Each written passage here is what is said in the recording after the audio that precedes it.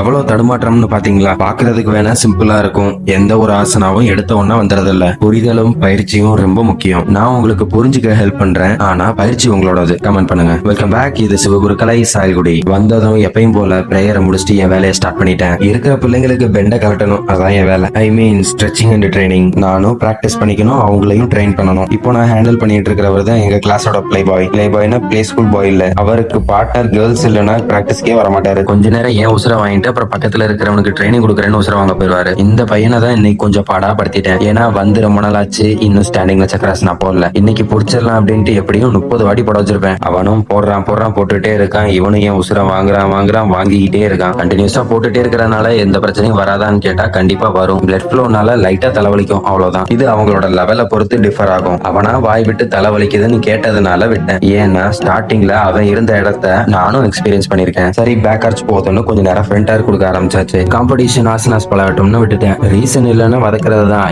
ஏன்னா ரொம்ப நாள் ஆச்சு, அதே ஸ்டேஜ்ல வச்சுக்கிட்டு இருக்க முடியாதுல்ல. இப்போ பூர்ண கலை. இவங்களுக்கு என்னன்னு தெரியல, லெக் ஓபன் கொஞ்சம் கஷ்டமா இருக்கு. ஒரு முடிவு பண்ணிட்டேன். இனிமே அவங்களோட நெகட்டிவ் தான் அவங்களுக்கு பிராக்டிஸ். நெகட்டிவ் பாசிட்டிவா மாறும் வரை விடுவதில்லை. பார்த்தாலே தெரியும் எவ்வளவு ஸ்ட்ரகிள் பண்றாங்கன்னு. இப்போதான் நான் என் பிராக்டிஸ ஸ்டார்ட் பண்றேன். எல்லாத்தையும் பார்த்து முடிச்சதுக்கு அப்புறம் தான் என் பிராக்டிஸ் என்னன்னே தெரியல. எனக்கு பிராக்டிஸை விட டீச்சிங் தான் பிடிச்சிருக்கு. நானும் ஸ்ட்ரெச்சிங் பிராக்டிஸ் எல்லாம் முடிச்சுட்டு ப்ரேயர் பண்ணி கிளாஸை ஓவர் பண்ணிட்டோம். உங்களுக்கு எதுவும் டவுட்ஸ் இருந்துச்சுன்னா கமெண்ட் பண்ணுங்க, நான் ரிப்ளை பண்றேன்.